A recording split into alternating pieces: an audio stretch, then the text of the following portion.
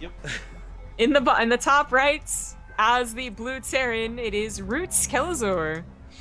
And yeah, it's T-Mobile and Sprint, I believe, are the two carriers they have now. So quite a bit of coverage. Bottom left side of Dust Towers, it's going to be Team Envious's viOLet. Now, someone was actually asking earlier why we're not showing the clan tags on the GameHeart UI. It looks weird if only one person has it, so I just Control C and that's the player names. You guys know who it is. You know who they're playing for. Yeah, calm down. Well, I don't know. I don't know about calm down. Yeah, I know you're just trying to calm down the masses. Although, in fairness, that is like the worst thing to do. We've been over this, right? The last thing anyone who's upset wants to hear is like, calm down. Like, oh, I've got a fucking switch, mate. I could just press it on to off. Calm down and calm off. Like. That's why you don't say calm down to someone who's enraged. But if they're like, I'm mildly annoyed at this service, I'm gonna be like, just take a second. Hakuna those tatas. Look at your life right now. Look at it. No, I'm just kidding. Or would I? You don't know. No, I'm just glad because it gives us good stuff to cast. Lots of great games, and TING have been really cool so far. But this game, this series, this Kela God guy that we're watching, like he's on. I think taking out Polt was pretty difficult. Taking out viOLet next. I mean, we've talked about this so many times where Koreans, they're ruining the North American scene. Polt gets into a tournament, he's like a free win or an auto win. Excuse me, not a free win. It's the opposite. But Kelazhur knocks out Polt. He's up 1-0 versus viOLet. He is showing the Brazilian powerhouse that he is and saying, I don't care if they're Korean. Like, bring it on. Yeah. Well, this was like Europe got a really big boost in what was it, 2013, I believe, by having only a set number of decent to great Koreans. I mean, there's a bunch of reasons why the European region is doing so well, let's say, in esports. I'm not going to go into all of it right now, but that was like they had a fairly consistent like goal, I suppose, which was lacking from NA because everyone was playing on the Korean server anyways, right? Actually seeing these guys participate in a bunch of tournaments, you know, with the new challenger system like it is, the viOLet and Polt will want to and have to play on the NA server instead of the Korean one. I expect to see players like, yeah, Kelazhur, anyone on, you know, breaking out actually get so much better and better. Oh, this is really fast Overlord speed, and with the Overlords rallied like this, I wonder if this is gonna be some sort of drops. Well, like this is layer tech Overlord speed, or sorry, excuse me, hatchery tech Overlord speed. I was like, let's say like, what is this Wings Liberty? Yeah, that's very interesting. But it has to be for drops, and it's apparently going to be roach drops. It's the only thing cool. that would make sense to me to go for this quickly. No one goes for the super quick. There was at one time at the end of Wings Liberty where people were going for fast Overlord speed, maybe sometime at Heart of the Swarm, but to get scouting, especially versus Protoss. Yeah. But that's not really necessary anymore. Actually, I know he's not like the person you would shout out in this typical situation, but Destiny was actually pretty consistent about that, and even though he would win or lose, whatever, like Destiny would never not know what was going on. Overlord speed became a little bit more popular. I can't say it was because of him, but he was the first person I saw more consistently doing it.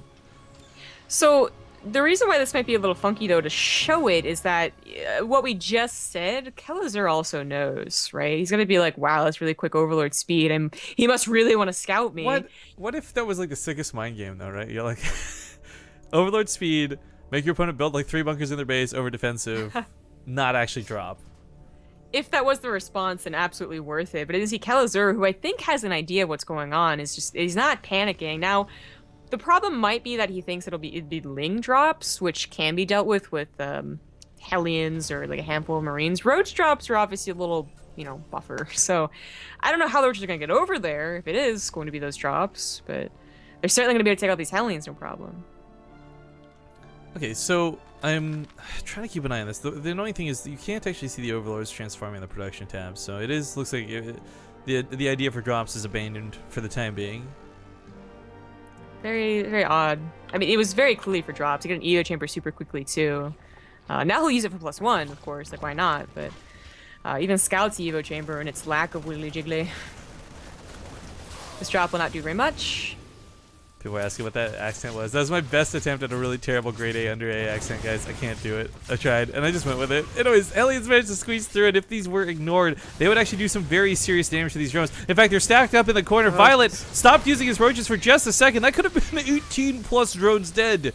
Instead, it's only 9, so somewhat manageable. Drop in the main still being dealt with. That's going to be brought over here with these roaches. Unfortunately, the Queen having died, not able to chase off the medevac itself, and now here comes the Liberator.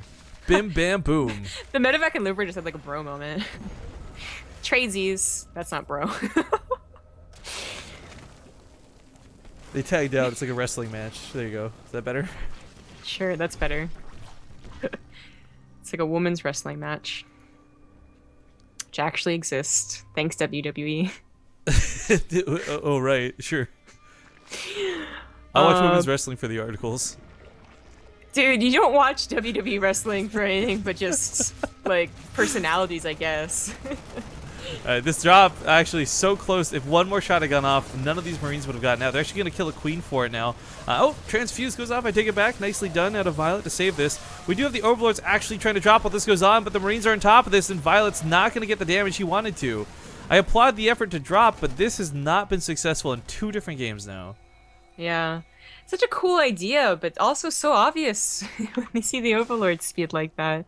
Additionally, without Burrow, I feel like just the Roach is not able to be as slippery, and you can't quite tell if you would kill the last Ling. This doesn't happen with Roaches. There's going to be 4 of them, and you know where they go. So Terran's really not about pushing until they have a 3rd base as well. So that also is kind of weird why it would be the time that it was. If it was super early, you hope to hit where they have units. That makes sense. If it's a little bit later, it's while they're attacking and macroing on 3 different bases, and you just hope to catch them off guard. At this time, Kelazhur has units, and he's only paying attention to 2 bases. It seems like the worst time to drop. That missile turret, I'm just gonna say, got a bullshit last hit on that Overlord. I can't believe that actually killed it. I guess the kind of interesting thing about this, though, is that while this isn't getting a lot of damage done, it did keep Kelazhur at home. And I'm not sure that was worth it or not for viOLet, but he wasn't, at least for a time, dealing with more drops. But now he's got a big push coming down the middle of the map. He's finding himself with Roaches, and only Roaches once again. A couple of Ravagers even being morphed in as we speak, but for Kelazhur, dodging and weaving and bobbing through those corrosive biles did not look too difficult for him in game number 1. No. I mean, viOLet might still load up an army, but this is only like seconds later than a push you would usually want to do anyways. It's usually a push with 2 tanks as 1-1 finishes up, and hopefully combat shields as well, though that's a little bit late too. If he just clears up creep and has to leave, that's not so bad. He knows that a 4th isn't down, and that's still pretty good for him.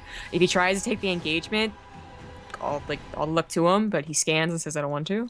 viOLet's got some really nice Overlords spread on the map, by the way. So what's kind of cool is, like, it's like borderline map hacks. I don't want to ruin the graphs by checking his vision just yet, but you guys can see all the red dots spread out very well on the map.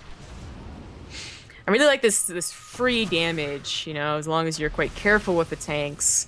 There's not much Roach Ravager can do about it, so sends his units back home.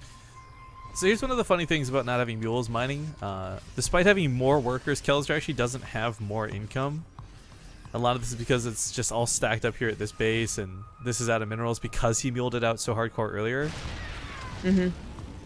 So it is weird to look at Kelazhur have like a huge worker lead, have 3 bases just like viOLet, but have significantly less money per minute without mules. It is a little silly.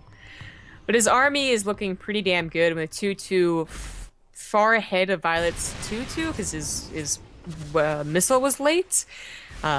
His next much bigger attack should be pretty good. I'm not sure how big of a role the lack of weapon upgrades is going to be. I guess considering a lot of the damage viOLet's trying to do comes in from the corrosive biles, which don't require upgrades at all. But the armor is good. At least having the armor means he's not going to get absolutely melted and shredded by the bio. Kelazhur is using his tanks for offense, so viOLet's attempt to just circumvent them is not a bad idea at all. I like the Overlord being brought here for the high ground vision as well. The problem I see with this, though, is once again, he's stuck to Roaches and Ravagers. Where's that Infestor? Where's the 3 Corruptors that go with this? This is always an army that's just barely missing that little extra something else. Now he's fighting in a giant concave against Terra, and the Corrosive Biles, they're chasing a lot of the bio back, sure, but as we look at the numbers dissipate, it's going much worse for viOLet. Yeah, that one tank getting a lot of free shots, not even has to move. No micro's gone on that tank, and he's gonna sim forward, realizing that mostly Ravagers are left over. He eats some of the damage here because he starts microing on the other side of the map. SCV's starting to go down as 2 tanks unload, barely alive. He deals with the push, and that was that wasn't viOLet's only push in this game, but without a fourth base and losing a couple drones here, his next push isn't even going to be as powerful as the last game. In the last game, he still didn't win that one. So, yet again, I feel much better for Kelazhur, who starts his +3 weapons first, which is great. I didn't realize he had gotten Marta slow, but getting that too. So there's the aspect that the fungal growths will deal a decent amount of damage themselves, but again, holding everything in place for the corrosive biles to actually land, that's when you start picking off these medevacs. And when you see a lot of people, you'll see this matchup play out with Koreans a lot more, where you have those infestors, and Terrans are just like, oh, why is your medevac count so low? Oh, because you kept losing the corrosive biles over and over and over again. Just, viOLet, used to be this Roach King. I said like he did a lot of Roach Hydra, and he was always like very powerful pushes. But that's what the style is all like push based. And once the push doesn't work, it's like, what do you do now? I feel like he still is the Roach King, but it's like a king who refuses to adapt new technology, and he's walled himself in. It's like 10 years later, and the rest of the world's ahead, but he's behind. Civilization keeps telling you to put him as a president, but you're like, no. Yeah. Why are you starting towards the Gandhi, bro? Stop it. No, but in all seriousness, like I really think if viOLet gets Infestors mixed in with this, his composition is fine. It's just, again, if he doesn't have Corruptors in the sky to control the medevacs and the potential Liberators, or he doesn't have Infestors on the side to help the Corrosive Biles actually land, then he's just sitting here with a lot of brute force that has no support whatsoever. I'm fairly sure Kelazhur is also like a little surprised. He scans the hive once again around probably the same time as last game. It's like, okay, you have an infestation pit, so there's got to be a hive some point, right? Scans the 5th now, I guess that would be, and sees that it's still not up, and he knows he has a good position in this game, especially as his upgrades finish up. His push out will be quite strong. I don't know what viOLet has to deal with it. I know what viOLet doesn't have to deal with it. Infestors? Yeah. Again, I don't even think, like, not even going as far as to invest in Pathogen Glands, just having 4 Infestors with his army. I mean, guys, don't get me wrong. There we go. Finally, it's starting up. viOLet's the pro player here, not me. Maybe this actually works for him a ton in other situations, but what we're seeing here firsthand is simply an army that's not going to cut it. Yeah, I'm sure it works tons of times. Like, the push can be very strong, but Kelazhur obviously is, very good at that push. And, well, attacking into this huge concave might not be the best trade for him. I like these Corrosive Biles. He Biles. does have his upgrades. He actually aims for the tanks this time as a priority over the bio. You can take the bio with the auto attacks, but unfortunately that's just too much, and he gets pushed back.